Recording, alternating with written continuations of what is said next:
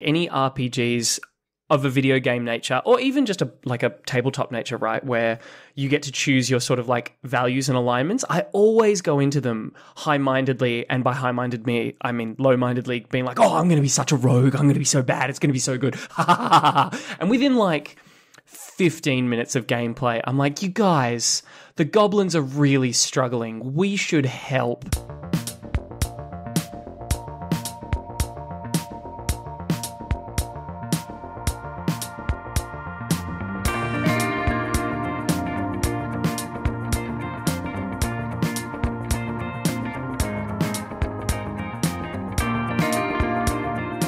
Hello and welcome to this episode of Because Language Total Landscaping.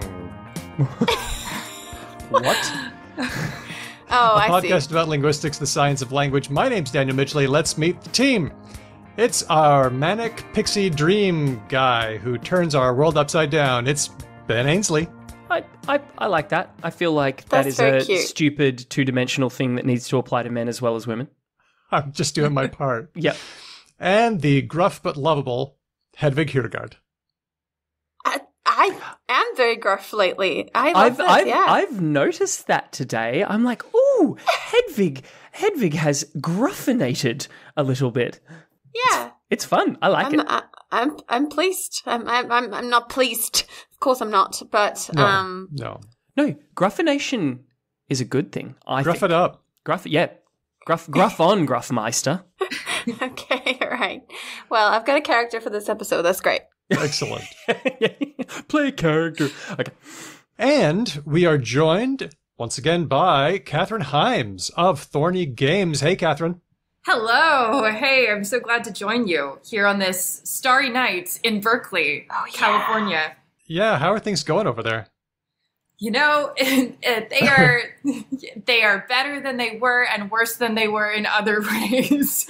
Oh. So it is, but thankfully, at least for me, everyone is healthy and happy. And I have a cat on my lap, so all is immediately well in the world. Oh man, everyone is sounding like my partner today. all of these tidbits are just floating through. It's wonderful. I love it. Wow. Well, this is the world building part of the show. So. Indeed. I've got to wonder, Kathryn. Has everyone seen that shirt that like people going for their PhD can wear? That's like, thank you for not asking how my thesis is going. I wonder, Kathryn, as a sort of like an American, do you kind of wish you had a shirt that was like, can you just not ask me how America's doing for the next 6 to 12 months? Because I don't fucking know, and I don't have a good answer. That is the state of the world, but I appreciate the check-in all the same. Like, I think it's one of those things where, like, you know, not saying it makes it sort of like the elephant on the airwaves, right. And it's better just to state it, you know, have our cathartic moment of being frustrated, and then move on. Moving on. Now, Kathryn has been on the show before, or should I say back in the Talk era, when Thorny Games' game Dialect came out, and we had a big chat about that. And we're going to talk about your new game, Xenolanguage. Really looking forward to that. Super cool. Yes, stoked for that. Game designers are the funnest kind of nerds. I've said it before, and I stand by it. Game designers, funnest kind of nerds. Full stop. Wholeheartedly agree. We're just missing Hakan, I'm afraid. Hakan Sayalioglu, also of Thorny Games. How's he doing? He is normally just fit and wonderful, but tonight he got laid to rest to bed a little early with the sickness from food. So, but otherwise, you know, he is great. He is in our collective minds, hugging the porcelain driving seat. Exactly. Thoughts and prayers. Thank you. Our next episode is going to be a mailbag, so you're going to want to get your questions to us. It's also a bonus Patreon episode, and pretty soon we're going to be doing a playthrough. Now, Kathryn, are you going to lead us through Dialect, which we have never played through, or is the new game Xenolanguage in a state where we could be doing a bit of that? Well, you definitely have options because both are playable online. But it would be awesome to play some Dialect with y'all. Okay. So I think if I had a vote, let's like make a love letter to sociolinguistics together and play some Dialect. Cool. Okay. I'd be very excited about it. So, I'm a big fan of Friends at the Table. And just anything Austin Walker ever does. I'm just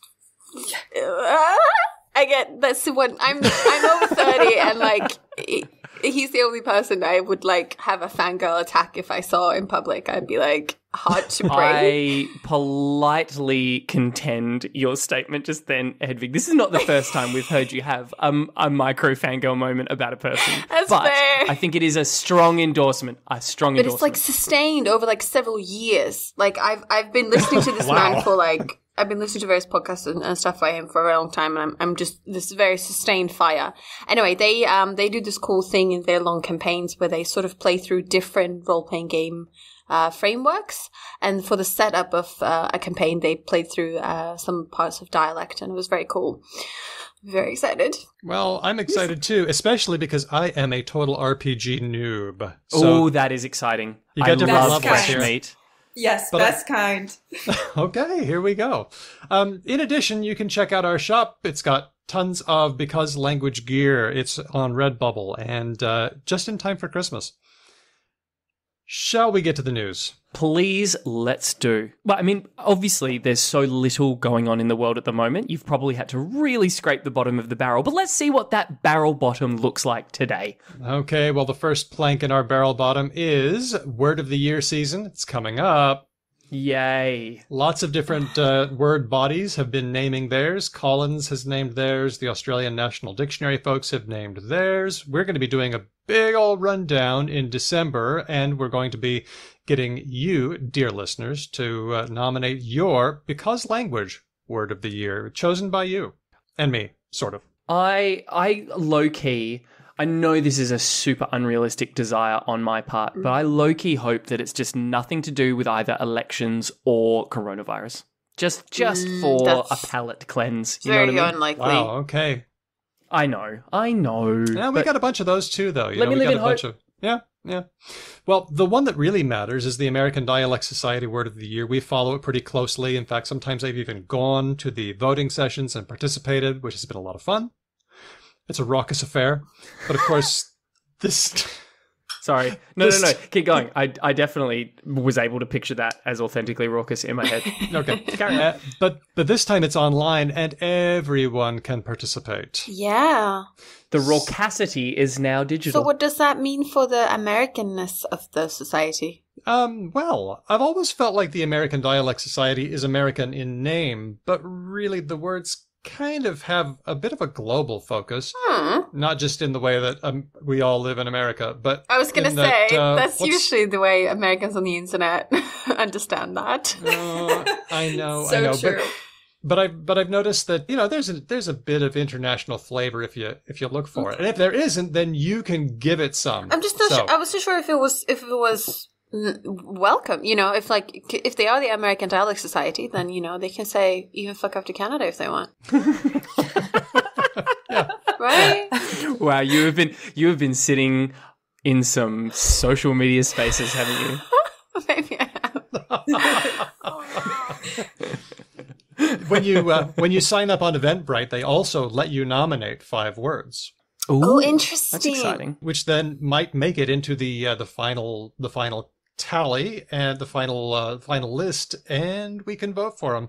So, righto, Daniel, you listen here as my agent on the inside. I want nothing to do with elections in your 5 and nothing to do with coronavirus. You hear me, mate? It might be a bit late for that. I've already signed up. Fine. And you can sign up too. It's at Eventbrite. We'll have a link on our blog at becauselanguage.com. Let's move on. Starbucks. Kathryn, we don't have any Starbucks here in Australia, but you do in California. We do. Are you a fan? Do we? In Germany. In Germany. Yep. And in Daniel's, to just cement my role as the annoying person who contradicts everyone, we do have a small number of stores in Australia. What, in the eastern states? No, we've got a couple here in WA as well. It's just that they don't We do do? that super well, I think.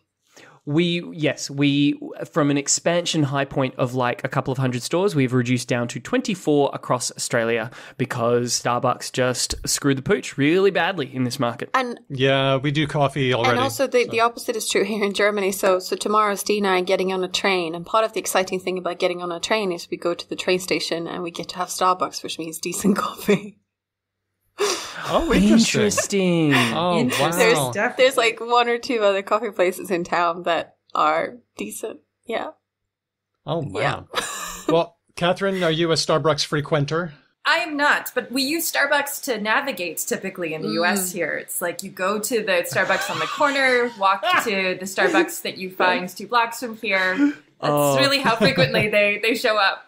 So basically it's that SNL skit where the Californians give people directions, but with a lot more Starbucks involved. Absolutely.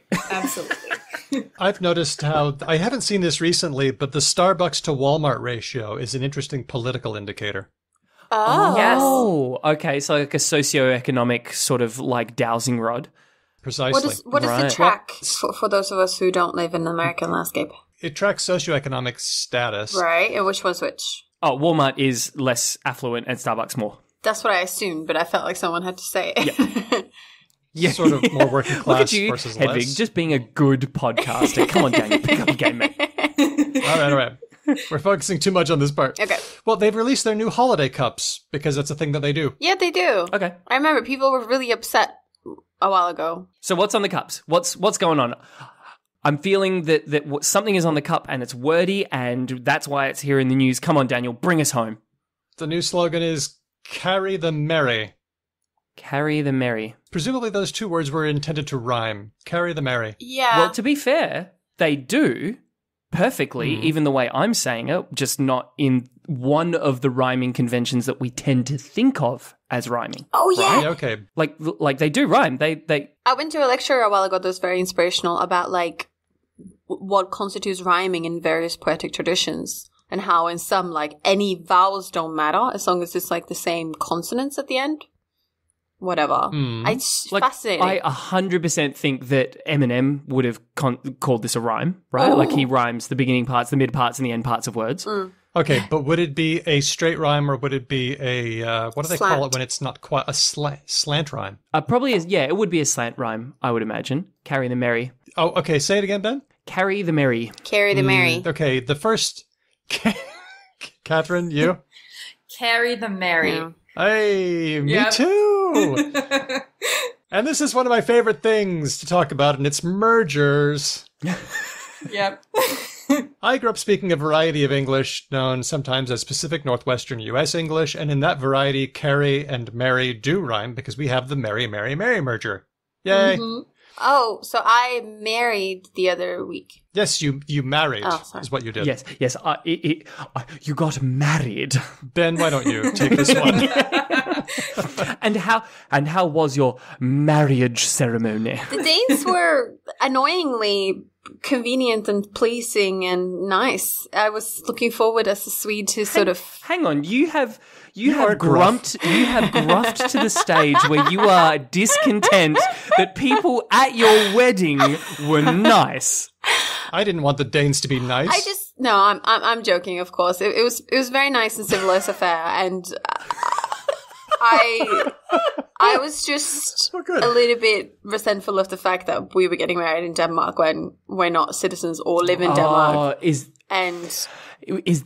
what's really happening here, Hedvig, your usually very toned down Swedish identity is kind of rankling because your traditional rivals are the place where you ended up getting married? I wouldn't say, I don't think all listeners of our show would agree, especially when it comes to Denmark, that I'm always that toned down. We usually play it up for a joke, but you know, so Sweden and Denmark have fought the most battles against each other out of any European country, more than England and France. And currently I have some disagreements with the way their politics work, but they're a Scandinavian country and it was very nice to be there and things worked the way I expected to, and yeah, it's nice. But we were talking about Starbucks Yes, we were. cups. Yes. So let's get back to that. So Ben, could you give me the 3 words? So in marry, merry, and what's the third one I'm supposed to say? The woman's name? Oh, marry, merry, and Mary. Mary is the woman's name. Yep. You marry someone and then you feel merry. Exactly. All 3 different. But I have the Mary, Mary, Mary merger. So I married Mary and then we made Mary. Interesting. So there are lots of mergers out there. Is anyone aware of any others? I like celery for Melbourneites. Oh. My favorite, the celery merger. I don't have that. Had you heard of that one, Kathryn? I hadn't. Yeah, so you know the place that's the second largest city in Australia? What do you call it? What is Starts with an M. This is an elicitation, Ben. Starts with an. Is it Melbourne? Yes. Oh, Yes, it is. Look at this American saying it like an Australian. Yeah, That's very good. impressive. Nice. Yeah, it was But very not good. quite like a Melburnian, because they would say Malburn. Yeah. Do they? Oh, yeah, Well, sort yes. of. This is Look, I'm Australian and I'm learning this for the first bloody time. This vowel is kind of moving a little bit. You fly around in a helicopter, and you eat celery with peanut butter in it. No, you Look, don't. I've always found those Melburnians to be pretty distrustful on the whole, and this only cements that status further, really. I don't know if this is the time to say that. Okay, so there's the celery-salary merger in Malburn. Only seems to happen when is followed by an L. Yes. Interestingly. What else have we got? What's on that list? I want to know more. Give me more. Dance for me, linguistic monkey. I have the cot-quat merger. Oh. Court and... Oh. What's the other one? Court and what? Cot. Like Cot. a As in, like, baby where a cot. baby sleeps. Yeah. Like a bed, yeah. Oh, okay. Baby sleeps in a cot, and I caught the ball. But in my variety, it's just cot. And yeah. This is an interesting merger because it's moving very fast, taking over parts of the USA. It's moving so fast that it's actually possible to find older people who don't have the merger and younger people in the very same family that do. So some older Americans will say court the way I'm saying it to catch a ball, and the rest will kind of say cot. Mm-hmm. Yeah, right. I caught That's the ball. Oh, yeah. Cot. Fun. Well, the other reason I like this Carry the Mary slogan, Carry the Mary, is that it's got one of these features that really aggravates people, especially when it's used in advertising slogans, and that is nominalization. Mary is an adjective, and here they are just using it as a noun without asking anyone's permission, and that's a lot of fun. Oh, I do love things that make prescriptivists grumpy. They're just very... I like... Do people get It's grumpy just about Amen. this? Amen. Oh, wait. I Are they actually getting grumpy about this, though, Daniel? Or are you just suspecting they are? Because maybe they're not. I have heard oceans of complaints Okay. about, for example, university slogans like, what was Curtin's? It was- find your think. Yes, that was one. And then the other one was from UWA, and it was Pursue Impossible. That And was so fine. But don't people understand that these are higher education institutions, and if we give ground there, then we've lost the war? Hubbub, hubbub, hubbub. We're really... in other rhyming news... Yeah, I was going to say, Oh, we're sorry, really go ahead. pushing Daniel and keeping to the script here. That's right. I know how far to let it run, and then I know when to ram it back. Okay, next In other- news item. In other rhyming news, here's one about the Netflix show Emily in Paris. I haven't seen it. I have been watching a little bit. Anybody? I have not. I am told that it is the kind of like I'm really sorry, everyone involved in the production of the show. It's the kind of brainless drivel that's not so aggressively stupid that you hate yourself for watching it. I would Okay. describe it as an amusing little trifle. Yes, yeah, this is what I've heard. It's like a bauble that you don't feel appalling for watching, like, say, reality TV or something. Then you know you're on a show with someone who, like, openly admits to, like, the Venga Boys. Like, we can't... I know exactly what I'm saying, like, there's... and I stand by it. it's, like, whether it's high or low culture or, like, intellectually stimulating is one thing. You Whether have your it's- thing, which is liking trash, and I have my thing, which is not liking trash, and that's just, you know, Okay, those are alright. our standpoints, and that's fine. I wouldn't say it's trash. Would you say it's trash? Because I've heard it's... I don't know. I I've haven't watched been thinking it's not trash and not interesting and haven't watched it. If it was someone said it was trash, I would watch it. If it makes you feel any better, I extend this in the other direction as well, right? So, like, speaking of, like, recent Netflix shows, Queen's Gambit, totally overrated, not as smart as everyone thinks it is, not I good. watched it. I thought it was decent. It Nah. was good music and fashion. Well, Netflix caused a bit of a kerfuffle when they pointed out on Twitter that Emily and Paris are supposed to rhyme. Oh, of course, yeah. Emily in Paris. Emily in Paris. I guess kind of... Listen to the groans. I love it. No, I'm not impressed. In which case, if you had a Netflix show, it would be your Emily in Paris name would be your first name plus a French city that kind of rhymes with your name. So, I'm asking you, what would your Emily in Paris name? What's Okay. the title of your Netflix show? You guys say yours. I have to duck into the other room and speak to my fluent French-speaking partner to figure out what Benjamin in French is. Hold on one sec. I think it could just be Ben. Well, I'm going to be Danielle in Sarcelles. Oh, you can change your name. Oh, smart. Well, kind of. He really is checking. Quick, give me a name. All right. I know. Okay. Yeah, go, Kathryn. I think so. I'm gonna mangle my first name for a good city. So it's Kathryn in Avignon. Ah, that's good. That rhymes. Okay. Yes. I was gonna say Hakan. For Hakan, he would be Hakan in Rouen. Oh, very nice. Yes. I need something that rhymes with Benjamin. Say that again. Benjamin. I've got an idea. Yep. We could name you after the 11th biggest city in France, and you could be Ben in Rennes. Oh, okay. I'll take it. All right.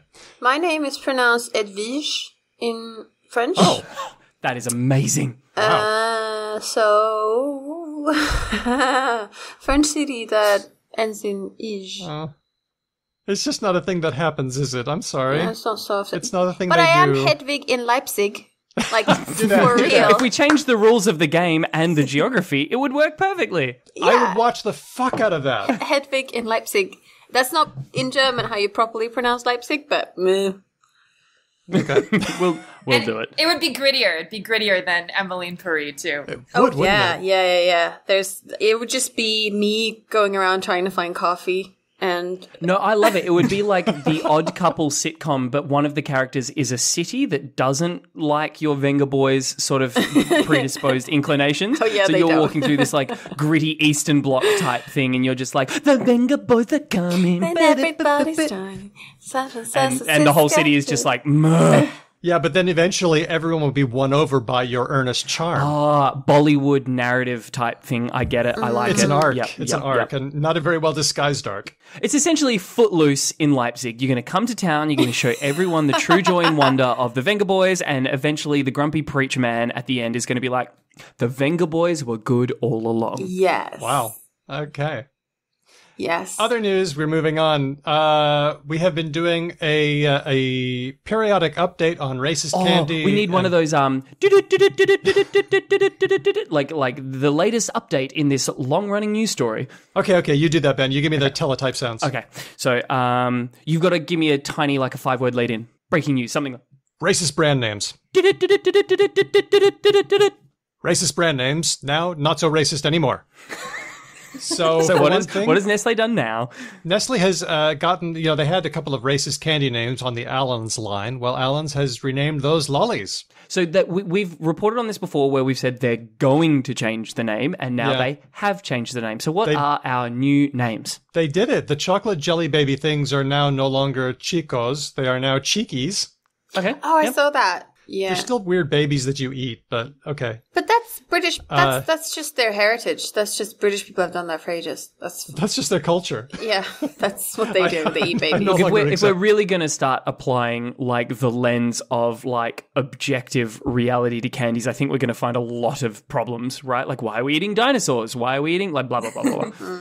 And the red raspberry chewy things are no longer, sorry everyone, Red Skins. They are now Red Ripper. Cool. So, they're changed. Do you know? Oh, can I just be really Australian for a second? With Ripper, yes, please. Why stop now? With Red Rippers, I don't know if you guys have ever had that lolly before, but the thing about them is when you unwrap them, they're actually pretty mediocre candies in the sense that they're quite gummy, and you always rip the wrapper as you take it off. That is like such an appropriate name. Red Rippers. So they knew what they were doing. And you always end up chewing like at least half of a wrapper in your mouth in this weird like old person gummy cow chewing its cud kind of thing. Like Does it stick to the wrapper and then you have to like grimly like chew it off of the wrapper? You kind of either that or you just pretend you're sort of like an old-timey Paleolithic human who is just getting a whole bunch of hair with their like bison hock or whatever. Goodness gracious. In other news, the Washington football team with the racist name is now the Washington football team. That is the name. It's the Washington football team. Is that really what they've done? That is really what they've done. I have a lot of affection for that as a person who doesn't like sports. I'm just like, cool, does what it says on the tin.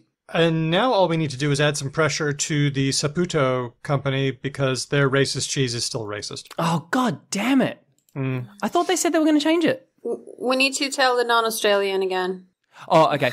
There is a brand of cheese in Australia that has a super insanely racist name that starts with a C and ends with an N and has 2 O's in the middle. Huh. Yeah. They should change that. Yeah. It's a good idea. It's a good idea. Yeah. I know. Like, it's amazing. I did send a tweet, but they ignored it. I imagine.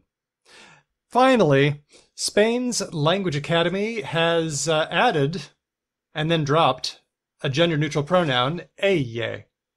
So this is the Royal Spanish Academy, which is kind of like the Académie Française. It's like, hi, we're the official style body for the Spanish language, and you should do what we say. And everyone ignores it, but they kind of don't. Unlike France, where everyone is like, this matters very much. You know what? They ignore them in France, too. Okay. Yeah, but they have this website called the Observatory of Words, in English anyway, that's the English translation, and it's supposed to be for words that they haven't ruled on yet, but that if maybe are causing some confusion or public debate.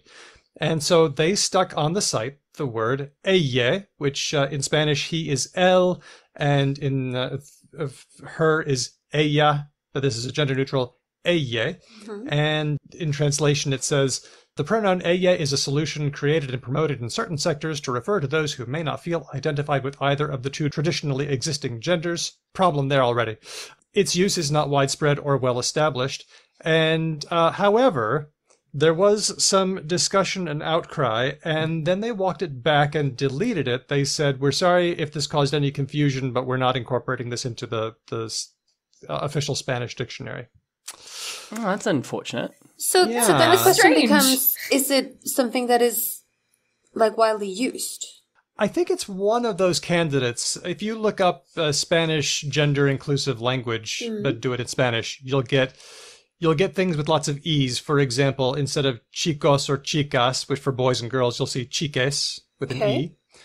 Or sometimes the letter X. We all seen Latinx. Yes. Yeah. Which isn't really pronounceable and seems to a lot of people kind of English-centered, but it is one of those options that people are doing. So use an X or use an E. I think E is more pronounceable. Yeah, E seems great because it's like it's in a lot of Indo-European languages. It is the neutral gender associated. Like, yeah.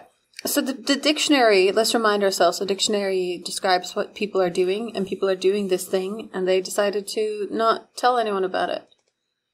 They decided to tell people about it and then be like, never mind. Okay. You know what I think happened? I think for English, things are a little bit easier because we don't have as much what's known as agreement. Like your nouns have grammatical gender, and then whatever your nouns are doing, whether it's male or female or neutral or whatever, your adjectives also have to do that thing. So, for example, if I say, he arrived, she arrived, they arrived, or he's my friend, she's my friend, they are my friend. It's still friend. But in Spanish, a male friend is amigo and a female friend is amiga, but a gender neutral friend would be an amigue. So then you have to start doing this thing where you say, él es mi amigo, ellas son mis amigues. I mean, it's no big deal, but it does mean that this process in Spanish is pretty thoroughgoing. And I feel like the RAE sort of stared into the abyss on this one and said, let's just ramp it back a bit. I wonder though, because the other day when I was buying a bike here in Germany, the bike salesman decided to try and teach me and Steve some German, which happens sometimes. And he said, you've heard about the gender and cases and stuff. And we're like, yeah, it's awful. And he's like, no. What you need to do... Always great to get someone on side that way. What you need to do, he was like, is you need to be super lax so that you're ambiguous between different articles. Yeah. So he's like, if you don't know if it's der or das, you go sort of the. You just choose a vowel in the middle. Interesting. Yeah, and he was like, and no one's going to pick you up on it. And he's right. We use the wrong gender on things all the time. And like, no one cares. Schwa to the rescue again. Yeah. Yes. Man, look at this everyday superhero. Selling people bikes, hero move number 1. Yeah. Just helping out with like the language, hero move number 2. Yeah, I know. I was very impressed. So I think this, I think this is one of the gender neutral like ideas that could work doing something like this. Just being like, hey, Yeah. Just mumble. Yeah, just mumble a bit. Yeah, great. Love it.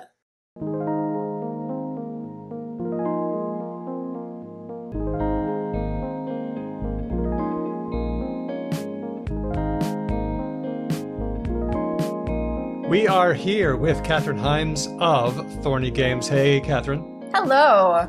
Stoked to be here. We are glad to have you. We had you once again. We had you when you released your last game, Dialect, and now you're working on a new game, Xenolanguage. You certainly do seem to enjoy language-based RPG games, do you not? Yes, that is my jam. Yeah, resoundingly yes. Who would have thought? You're not a linguist or anything, are you? Or are you? I am actually. You are? Yes, I know that about you. Sneaky. It is. It's true. And actually, I went back to grad school recently, so now I'm even more officially so. Cool. So. Oh, wow. Yeah. Okay. What kind of grad schooling are you doing? Many moons ago, I had started a grad program in linguistics at Stanford. I'm trying to navigate my cat while I talk to you so he doesn't step on this keyboard. But and then exactly, and then I left it as I was lured out for a job in industry, and then after 10 or so years, I was like, you know what? I'm going to finish that thesis in this grand year of 2020. Wow. So I found my way back. And it's amazing because grad school from your home, it just kind of blends in with everything else. So it's been a strange window into university life once again as one, an adult, and two, just remotely. Yeah, that's got to be weird. You may not realize, but you are giving me hope as a long-term non-finisher. Yeah. You just got a fullness of time. Again, I don't know, Kathryn, if you want to nerd more about Austin Walker, but I think he's done the same thing. Oh, is that right? Yeah, he started grad school in like sociology or something in Canada and then left it midway, I think. And he's written academic papers. Anyway.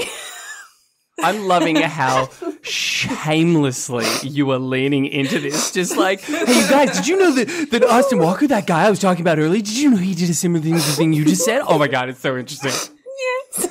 I feel like one of those, if there was those boy band teenage girls magazines, yes. I'd be like, yeah, I think that is a very accurate. Oh, yeah.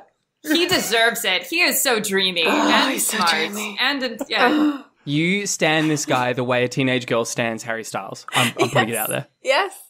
And there's nothing wrong with that. No, it's amazing. Nope, I didn't say there was anything wrong. Silence. I'm merely describing. I'm being a descriptivist. Yeah. Oh, we have to send this episode to Austin once this is through, though, clearly. I'll be sure to tag him. Oh, no.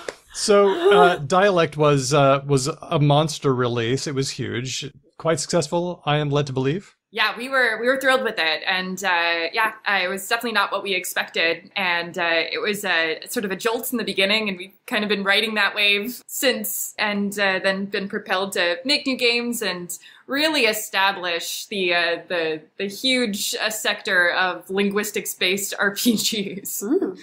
Tell us about what people have come back to you with. Have they been talking about like that they've learned things about linguistics, or that they have a new appreciation for language? What's been the response? Yeah, I would say it's interesting. And I should say, I'm a linguist, and my design partner is like a bilingual, bicultural person. So language really features strongly in who we are and just our worldview. And in general, like we like using language in game design as game designers, just because it's a really sneaky and evocative way to like tell intimate stories about people. And I think that the big thing with Dialect is that it lets people kind of steep in the story of this community. So it's a world building game, but really kind of take a different lens at it than what other games may offer, and experience kind of like world building and a shift in what people care about and what happens to them through the perspective of this language that they're collaboratively building together. So the kinds of things that we hear from players is often just like, one, an appreciation for like how intimate and personal language can be, I think, just in a way, especially for folks that aren't linguists. And that's really who we design for, is just like, people who enjoy games. Like, first and foremost, we want these games to be fun, and they are. But just people getting an appreciation for the stories embedded in language. Also, just the fluency they have over language and language creation, I think is often a really big moment for people when they realize that language is messy, but it's something that they're making all of the time, and that there's great power in being able to make it with friends at a table. And the other thing that we hear too is that it, like the game, the game is really centered around people building up a dialect together that is centered on a setting that you're playing in. And over the course of play, you build this like proto-dialect, mini language kind of artifact. But by the end of it, the only people who speak it are the folks that you've played this game with. And so it's very particular to that instance of people at the table. And even though the game itself is very much kind of around like building up these proto pieces of language and then watching it change, it's also about language death in the sense and decay. And once the group of people that are at the table stop playing, they themselves are the only people that speak that in quotes dialect. And then as they go off, that they will, not be used anymore or only be used when they come back together to sort of recall play. So it's kind of a visceral feeling of at least one of the things the game wants people to think about. Yeah, I was going to ask about that. Have you got any feedback from people having played dialect and felt? Because when I listen to it being played through by the Friends at the Table cast, it's emotional. Like it's not just happy feelings. Yes, yeah. And there are ways of playing it more lightly. Like we have settings around like wolf communication, or our go-to is often around just a Martian outpost where things go south quickly. But yeah, it is like starkly emotional. And I think that you really need people to know that going into it. And we try and signal that in the book itself. And there's a lot of games these days that try and like explore play that, allows people at a table to take on like these thornier kind of topics. And this is one that tries to do that too. And it's been, I'd say one of the things that I'm really happy we were able to do with the game itself is include a bunch of settings by people who aren't us, but that were able to contribute just from their own perspective and voice around ways of looking at a story that they would want told through language from their particular background. So we have had awesome contributions from amazing Indigenous game designer and academic Elizabeth Laponce, and also just from friends and game designers Ajit George, who has a setting in Tamil Nadu in India. And so I'm at least really happy that the game, as it's packaged, one, like offers people settings that they can play in, like just in whatever way they want to approach it, as well as settings that really like are grounded in reality and particular stories that even if they don't play through them, just by reading them, they can kind of get the perspective that a game like this is trying to tell you just all about how language is so deeply embedded in culture and people and identity. Yeah, it's such a cool idea. That was a long-winded way of answering your question. Yeah, no, but I think it's such a cool, it's so smart, and it's such a cool idea of you guys to want to tell such a story in this way. I think it's a very clever use of role-playing games. Well, and, incorporating language like that is very sneaky because language is so personal, and creating a language with people can really, I don't know, it can evoke a sense of nostalgia when the game is over. I wonder if people continue using the slang that they built up in their real lives.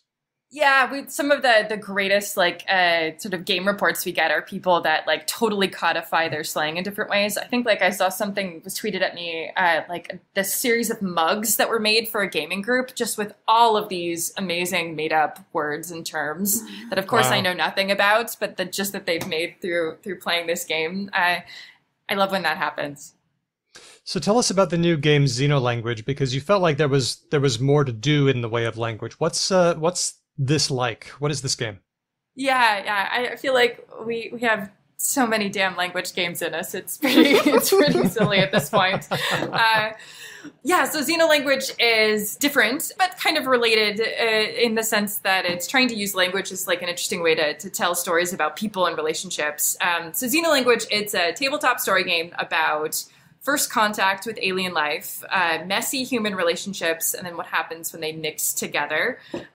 It's really it takes a nod from these like soulful sci-fi media that you find from movies like Arrival, very much so, and Contact, where, you know, you're kind of taking this kind of dreamy, introspective look at what it would be to truly make first contact with alien life. But in Xenolanguage, you are playing as these group of scientists, one of which is a linguist, usually, that are tasked with making or deciphering messages that are coming to you from first contacts from aliens who have landed on Earth. And the way that is mechanically done is through a sort of this modular custom channeling board that we designed. So in the sense of like people kind of touching a planchette-like lens and using that to channel over kind of these alien symbols that become the basis for a message that you're trying to uncover over the course of play. So yeah, it's a very different game, but still like fundamentally in terms of like language as a lens on relationships and people. I think that beating heart is still there.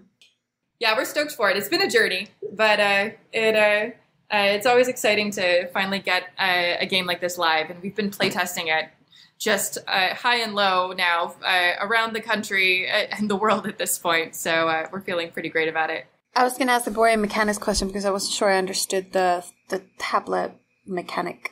So, yeah, I was going to sort of say a similar thing. Do you want to just run us through, like, 30 seconds of, like, gameplay? Totally, yeah. Of what that would look like. Okay. Yeah, so like many other games, you start off first by creating a character, and then relationships with other characters. And these are all people that have been asked to go on a mission. And this mission is to uncover what is the meaning behind this alien message, or these messages that you'll be receiving. Should we do that right now? Daniel, you are the linguist, all right? Hedvig is the gruff, like, military pilot who has been, like, put into space work, right? So she's, like, no nonsense. She's just like, I got no time for your science shit. And I'm going to be the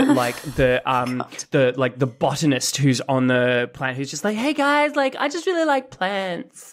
I'm keeping the oxygen levels correct. Yeah, exactly. Perfect. Yeah. Okay. Perfect so far. And then you'll all have relationships with each other. So the botanist and the linguist, perhaps you're married. An illicit love affair, I would prefer if we can do it. Oh, God. Okay, yeah. Yes, my preference as well. And these would all go around, and we'd kind of understand the background of these relationships. So this is a group of people that's coming into this mission with history.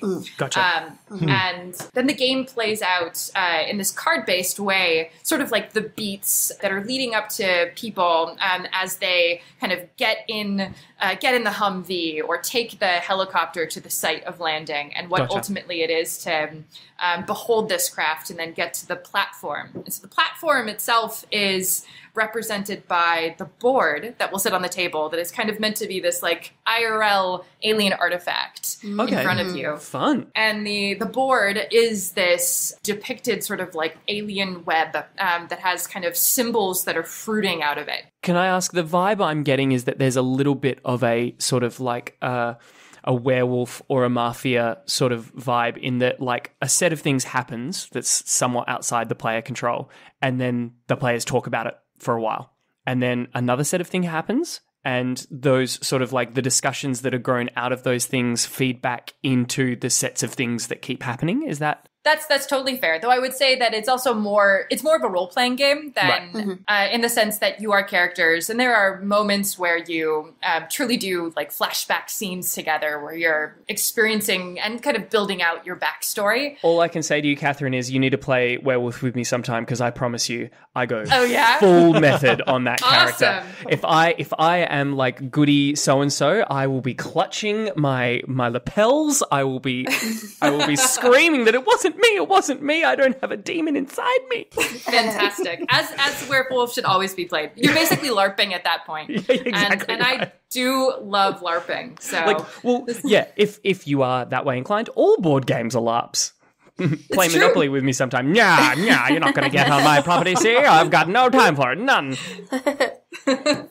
Okay, so follow-up question. When are we playing this together, all of us? Because it sounds like a bloody good time. It's a lot of fun. We'll have to schedule it after our next dialect game. Yeah. Okay. Yeah, it's been fantastic to see how people can get so into it, but also just like you really need something mechanically big to really try and like conjure a feeling of like first contact at a table. And we knew we always kind of wanted to tell an Arrival like story because I fucking love that movie, or really like the story that it's based on. Oh yeah. And it really took the right mechanic that could feel kind of epic enough, but that still worked at a table. And I think that that sort of physical motion of kind of collaborative storytelling that comes from like a Ouija like experience, on top of like things that you make together at the table. Just, it's been a while getting here, but we're pretty happy with it. I think it's really smart. It is. It sounds like a really cool game. So we're going to put a link to the Kickstarter up on our blog, becauselanguage.com. How can people find you other than that? We are usually at thornygames.com on the web, and then also more of these days on Instagram at Thorny Games. And I personally am on Twitter as at Chica LaShaw. Good name. You got a very muted mumble of approval from our gruff former military space pilot. That is like super high praise. Like that, like she once called me a fucking dickwit, and I was like, oh, she likes me so much. And I'm just above it all, because I'm not engaged in the military power structure. I'm just the brains behind the outfit. Oh, she hates you so much. I know. You bookish nerd. I know, but she can't do anything about it. True. Yeah, that's good. I also have had a habit of, I play D&D with my friends, as a lot of people do in isolation. We did before as well. But this is besides the point, but like it was actually weird when you said that, Ben. You started saying he and then you switched to she. I actually usually play men for some reason. Oh, interesting. Yeah, I just think it's fun. Definitely was doing that and knowing about it and not needing to re-examine my personal biases around military people who fly spacecraft, for sure. I just think it's fun to and Steve has taken to playing female characters. So I do it all the time. I am always the opposite gender in all of the video games that I play that allow me to make that choice. I have always been femshep. My one regret is that there's not like a female Geralt of Rivia. I really wish there was. Oh, right. I also like to pick very silly names that don't sound fantasy at all. In our last 2 campaigns, I've been Keith and Kevin. Philip. Awesome. Kevin, I love it, Kevin. Everyone else has like really out there names that don't exist in the world, and our DM has to say, and then it's Kevin's turn. Yeah. Yes. Elforth the Mighty has completed his motion, and now we turn to Kevin. Yeah. I can recommend it. The game is Xenolanguage from Thorny Games, and they are also the publishers of Dialect. We love language, and we're glad that you, as a linguist, are helping to create interesting and innovative games about that involve language. So thanks for doing it. Yeah, well, keep on keeping on. I said it at the start of the show. Game designers are the best kind of nerds, and I can conclusively say that this is yet another piece of evidence that is 100% true. Oh, I will take it.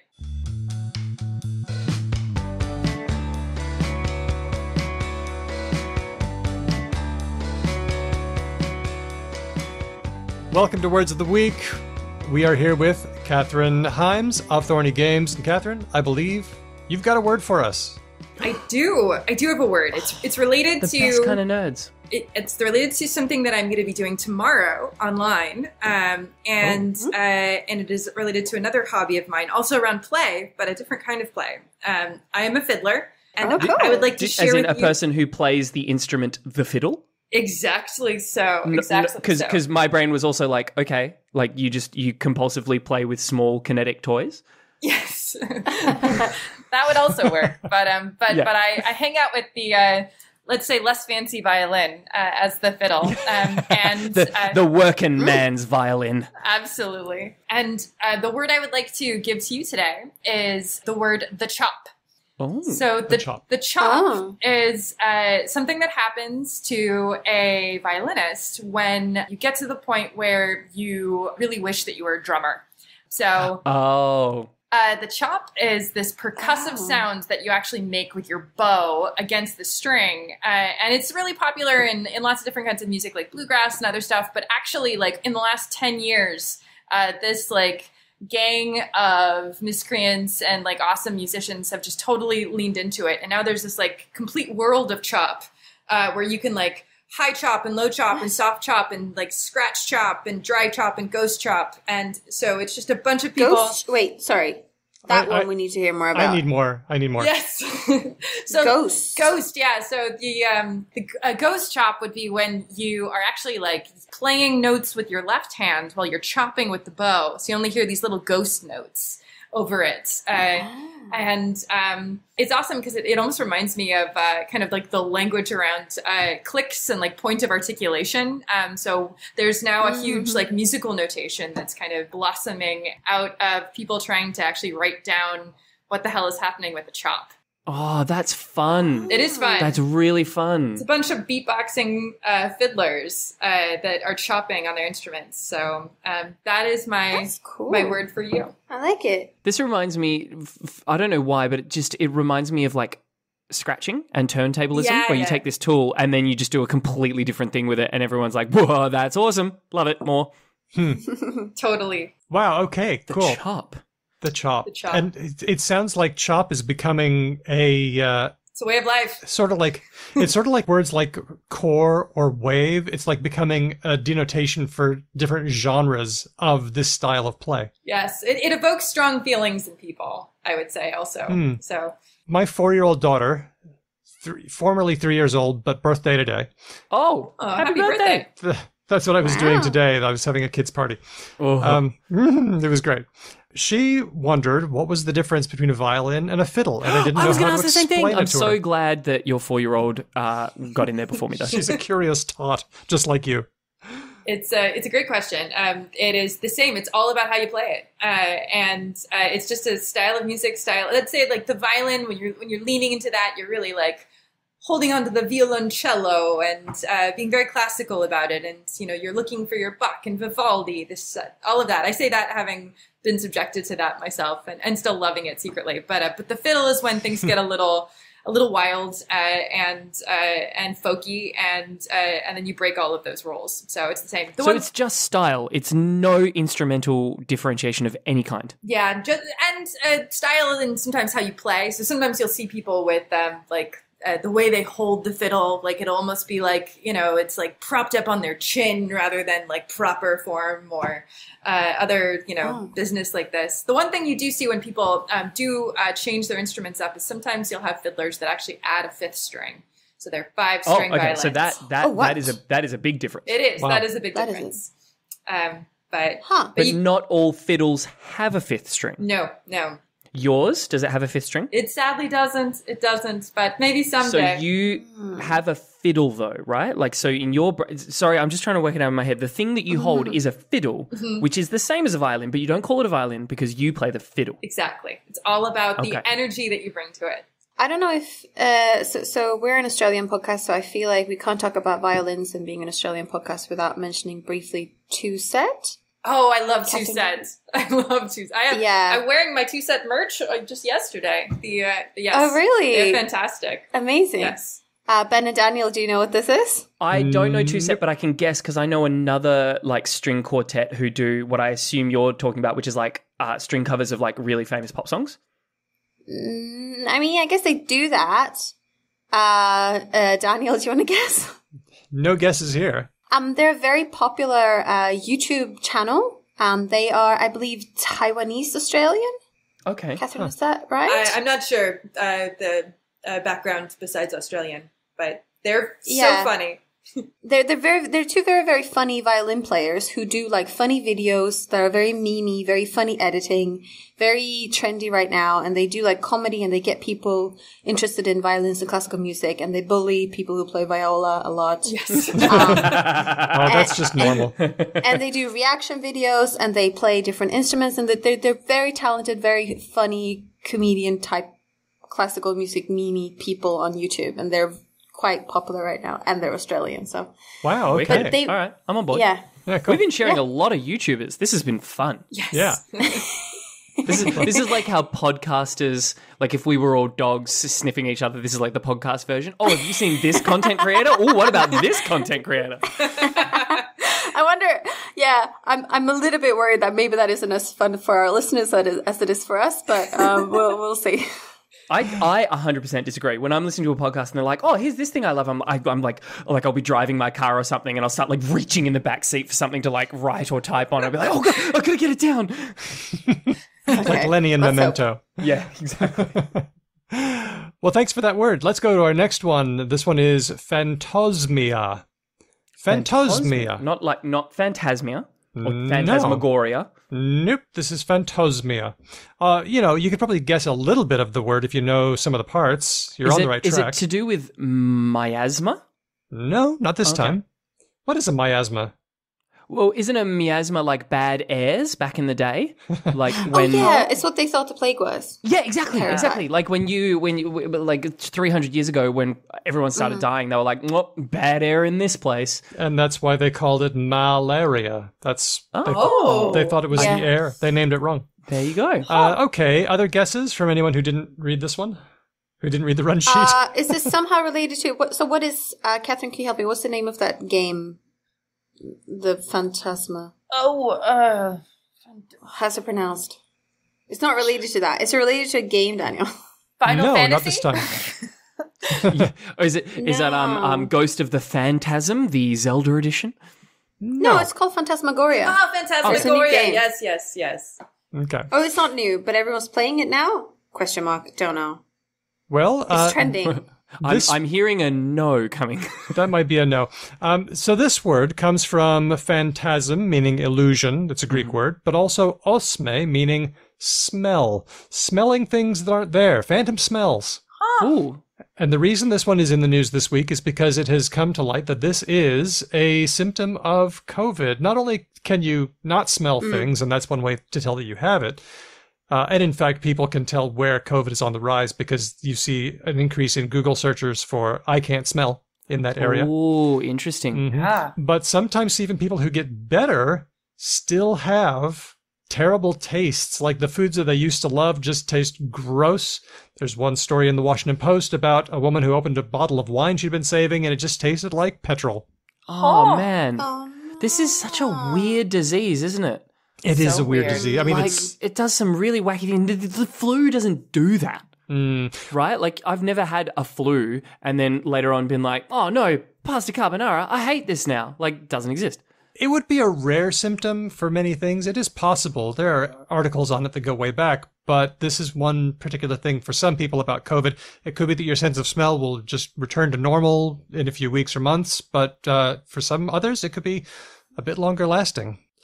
And in other COVID-related news, I found this one. Instead of pandemic, it's being shortened to Panny. This is a tweet from I am GM Johnson coming after the election. They gonna evict Trump during a panny. I've got to say, I took this word in a different direction. Oh, did you?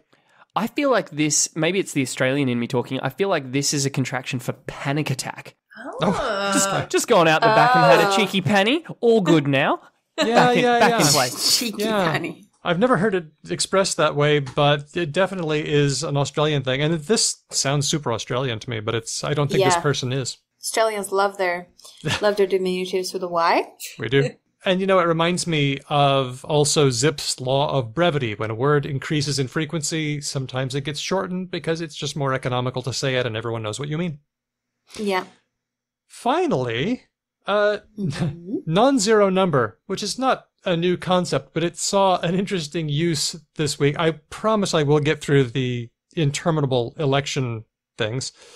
So impeached and outgoing President Donald Trump is unfortunately trying to overturn the will of the voters and stage, well, a bit of a coup. Actually, some people would say it's not a coup because a coup is when somebody else tries to replace the president. Instead, this is when the president is trying to use methods to try to stay in power. So some people have said, no, this isn't a coup. This is actually an autogolpe, which is the Spanish word for a strike or a blow, which is what a coup is. But it's an autogolpe, meaning the president is trying to stay in power, to which I say, I don't really want to get out the semantic tweezers and parse that. I'm just going to keep calling it a coup. But anyway. Yeah, like if it's dumb but it works, it's not dumb, right? Like it's like one of those situations. Exactly. Yeah, and it's punchy. It's a coup. So Trump is trying to overturn the result by legal shenanigans, but it seems that you're not allowed to lie in court. You've got to be transparent and open. So boring. I know.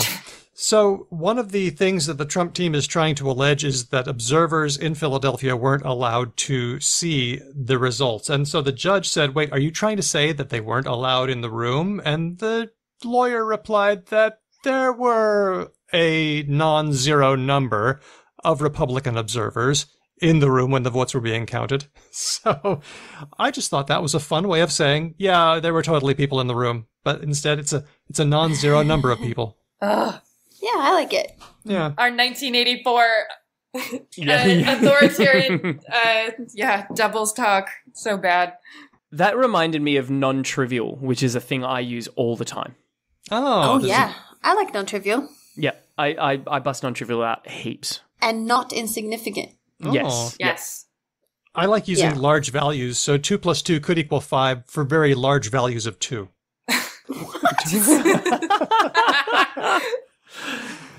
I feel like you're just on a Radiohead like jag, and you're just hammering it into whatever you can find. Okay, well, the other one that I like is large positive integer. So when someone says, how many people were at that thing? And I'm like, n, where n is a large positive integer. Nerd.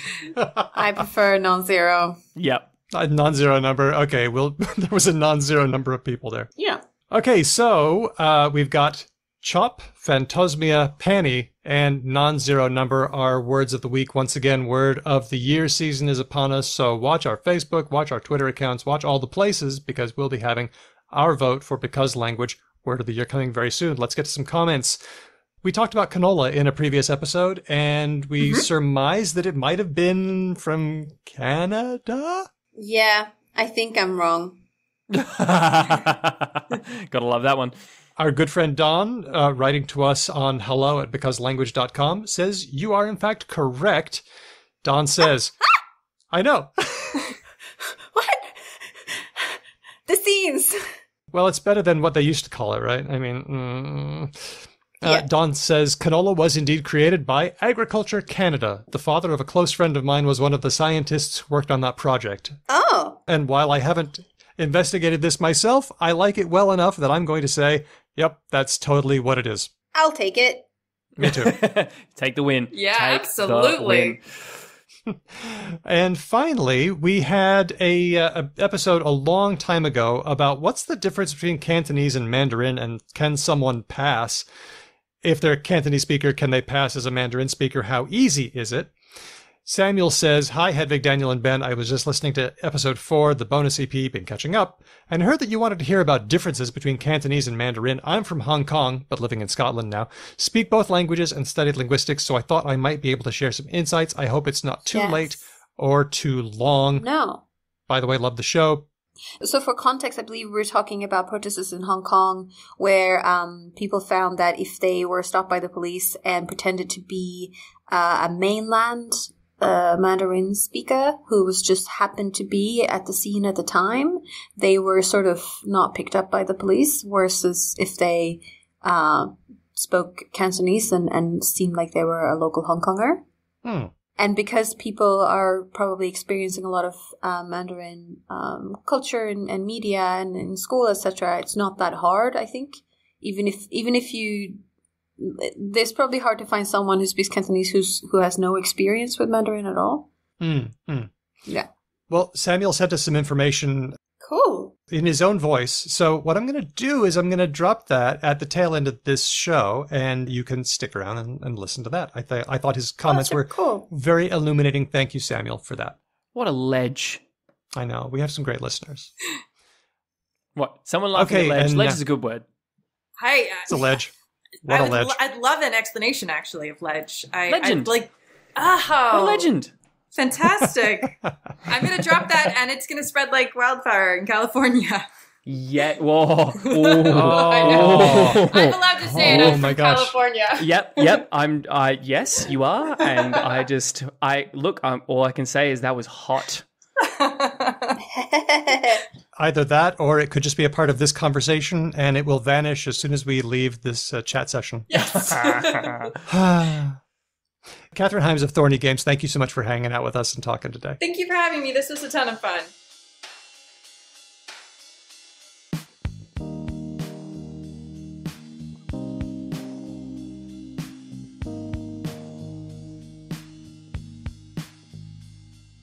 Oh, you know what that music means? It's time to say the things. Time to say the things. Do. I'm first, aren't I? Yep. Yeah. If you're anything like me, which is to say a giant nerd who loves games, you've probably had a whole bunch of things that you wanted to say or ask or include about what we've been talking about today. Good news. There are so many ways you can do that. You can do it on Facebook, you can do it on Twitter, you can do it on Instagram, you can do it on Mastodon, you can do it via Patreon if you want to give us a little bit of the cashola. We are Because Lang Pod in all of those places, and don't forget, we have a mailbag episode coming up. This is your chance to break Daniel's brain. It's really fun. You're all way smarter than us, and you ask, like, the very best questions. I don't do anything. Like, you all know this. I'm an idiot. So Daniel has to do basically all of the work.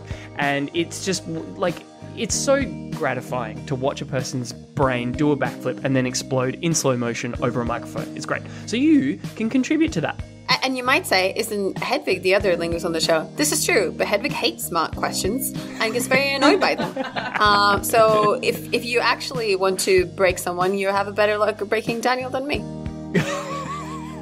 That is true, but I will also say that when I turned it over to Ben in our episode, Will Ben Get It Right? Sorry, I think it was called Will Ben Fuck It, but I decided to change it. I think... You little ex-Mormon. We have done studies of our audience. They don't mind the swearing at all, and you still cleaned it up. Yeah, but in the title? You know, come on. Anyway, as I remember... Puritanism runs so deep. You nailed it 100% on those episodes, so don't give me that stuff about how, you know, you do nothing. Okay, fine. Do you know what my payment shall be, Daniel? Leave my swearing in. Even in the titles. Fuck yeah. I just want to also say a big shout out to Sandman Stories, who has been tireless, relentless in promoting us on Twitter. Every time I look, there's somebody saying, hey, does anybody have any good podcasts that they like to, you know, and he's like, there's like twice a day. There's two of them where he'll just drop a big old list and including us. Wow. And what? And this an person, absolute lord. So this is Sandman Stories at Stories Sandman, and you can check them out. Cool. There you go, sharing the love back. Nice one. Speaking of sharing the love, we are very grateful for our Patreons who on the regular share their love with us in terms of supporting us monetarily. One of the things we do with the money they give us is make transcripts for all of our episodes, which is really cool, and it means you can search and you can find out what we talked about. So if you ever wondered when was it that Hedvig was fangirling so much over Austin Walker, you can find this episode easily. We also make bonus episodes, and we're planning on soon, hopefully, I believe certainly before the end of this year, we're going to be playing the game we were talking about, Dialect, as a bonus episode, along with my husband, which is going to be tons of fun. Oh, if you're still in that phase of saying the word and just being like, ooh, weird. Yeah, I say it all the time. The other day he called me girlfriend, and I glared at him. It's a good thing. When your wife is your girlfriend, that's awesome. If you want to listen to our bonus episodes and help support us, you can join us at patreon.com/becauselangpod. And we're also looking to send you some fun things over the holidays. Thank you so much to all of our lovely patrons on Patreon. They are Termy, Crispy, Lissa, The Major, Chris L, Matt, Damien, Helen, Bob, Jack, Kitty, Lord Mortis, Christelle, Elias, Michael, Larry, Bin, Christopher, Dustin, Andy, Nigel, Kate, Jen, Nastrin, Nikolai, Aish, Emma, Andrew, and Samuel. Thank you to all. Our music was written and performed by Drew Kruplianov. He's in the band Didion's Bible, and their new single, John Candy, is available on their Bandcamp page. It's really good, and Drew is also a member of Ryan Bino, which is also a great band. Thanks for listening. Catch you next time. Because Language.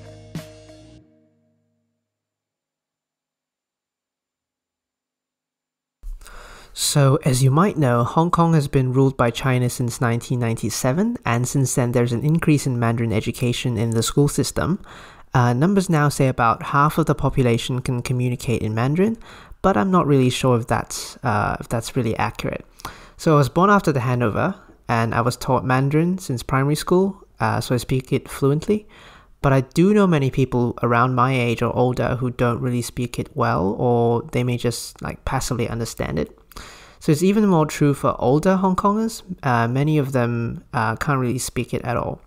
And nowadays, there are more and more school kids who speak Mandarin to each other at school, both because of the influx of Chinese immigrants and also the policies where certain primary schools decided to use Mandarin as their language of instruction. So whenever I hear kids speaking Mandarin to each other, it really sends chills down my spine because it's just a sign of how the children are starting to abandon Cantonese in favor of Mandarin, and it really breaks my heart. But going back to Ben's question about how similar Cantonese and Mandarin are, and how easy it is to code switch between the two. So something you need to know about Hong Kong is that it's very different from other places with a local language and a bigger language across the border. So in Hong Kong, the standard written language is just called Chinese, which is basically Mandarin. So it's taught in schools, it's what all the newspapers, books, and official documents are in. Even on Cantonese TV shows, you'd see Mandarin subtitles, essentially, but they're not really thought of as a different language, and it's just how you should write. So Hong Kongers, regardless of their Mandarin proficiency, can definitely read and write Mandarin, but there'll be some local idiosyncrasies that are different from how native Mandarin speakers actually speak, but it's pretty close. So this basically means that very often you can kind of wiggle your way into being proficient just by learning the sound correspondences. You guys probably already know about consonant and vowel correspondences, so I won't really get into that, but I do want to talk about tone correspondences. So Hedvig talked about the two languages having different number of tones, which is correct, but once you know Cantonese tones, you can guess the Mandarin ones with very high accuracy, because they came from the same tones in Middle Chinese. So for example, Cantonese has 6 tones, and Mandarin has 4. And tone 1 in Cantonese corresponds with tone 1 in Mandarin, tones 2 and 5 correspond to tone 3, tones 3 and 6 correspond to tone 4, and finally, tone 4 with tone 2. And there are good ways to remember it, but it'll involve learning about how tones in Middle Chinese work, and it's quite complicated. But it essentially means that it's relatively easy for Hong Kongers to learn Mandarin because they're already taught how to read and write it since kindergarten, and most of the effort is made in trying to learn speaking and listening. And there are also lots of grammatical differences, like different word order or using different grammar particles, etc., which can definitely contribute to difficulty in learning Mandarin, but I believe most of the hard work is in learning how to pronounce it. That said, you can entirely function in Hong Kong without ever using Mandarin, so naturally many people still don't really speak it, at least for now. And that includes the police, who has a reputation of not being very educated and being pretty bad at foreign languages, so probably they wouldn't be able to tell if you're really a Mandarin speaker anyway. So that's my 2 cents, and I hope it helps. Love the show.